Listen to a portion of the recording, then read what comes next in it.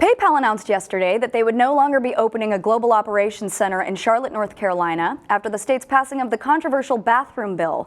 The tech company is the first to announce that they will not be doing business in the state after the discriminatory legislation was passed. So in case you guys are not aware, or if you don't remember, on March 23rd, there was a special session called in North Carolina in which the Public Facilities Privacy and Security Act was passed. It's later been known as the bathroom bill, but it essentially prevents cities within North Carolina from creating non-discriminatory or non-discrimination practices based on sexual orientation. It also specifies that people must use the bathrooms based on the gender on their birth certificate as opposed to what they identify with. Again, of course, targeting transgendered individuals. So 2 weeks ago, PayPal announced that they were going to open up this global operations center, but then as a result of that bill passing, they decided, no, we're not actually going to open up that center, which means that 400 jobs were actually cost as a result of that. So the PayPal CEO, Dan Schulman, had this to say with regards to the law. He said, becoming an employer in North Carolina where members of our teams will not have equal rights under the law is simply untenable. The new law perpetuates discrimination and it violates the values and principles that are at the core of PayPal's mission and culture. So more than 100 other companies have lambasted against this law, but PayPal's the first to actually make any cancellations with regards to opening businesses. So a victory of sorts. What do you think? Right. Well, no, it's great to see a principled stand, and there's nothing like trying to affect change by than going after the purse strings. Mm-hmm. And certainly that will hit the state in the wallet like that, and to go after them aggressively like that is going to make them take notice, because seemingly no amount of lobbying, seemingly no amount of philosophizing about the rights and wrongs of this has brought about change thus far. So it'll be interesting to see the impact, and it'll also be interesting to see whether there are other companies that will follow suit. And the likelihood is it's always tough to be the first in this, but it's great that PayPal have taken a stand.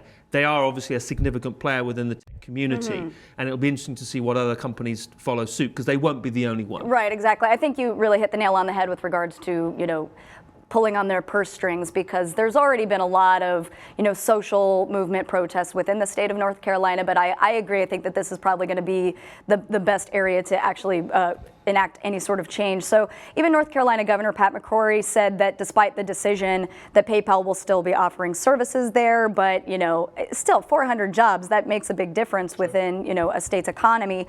And with regards to the business aspect of it. I mean, for example, in Georgia, the Governor Nathan Deal had to veto a similar bill when Netflix said that they were going to cancel operations there, same with Salesforce. So I would really like this to be a sort of snowball effect of different companies being like, hey, we're not going to do that. Also, North Carolina is really big in the film and TV industry. I know A&E Networks has decided that after, I think they're filming a season of something now, but they want to cancel plans there. So I think this is really the way that anything's really going to be changed. What do you think will continue? I mean, and as you said, it's great that they're able to be at the forefront of this, and other companies. I mean, let's call this legislation what it is. I mean, you said at the top of the piece that it's discriminatory, and it undoubtedly is. It's not. The legislators haven't framed it as such. They're seeing it as you're seeking to impose. It's this whole religious. It's the same argument they run with the Religious Freedom Act, which is discrimination by stealth.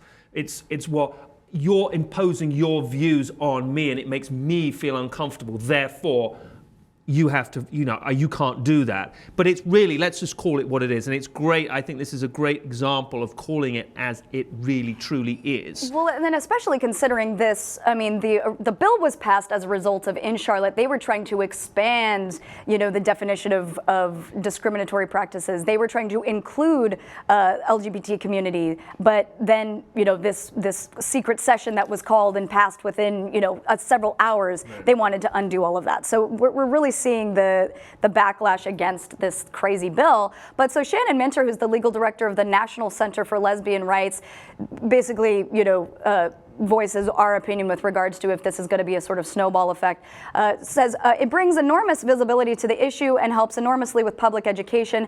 Public officials really care what businesses think about their state. It helps when businesses put up a united and powerful front. So I suppose we will see how this continues. But in the meantime, North Carolina, as of now, PayPal is no longer your buddy.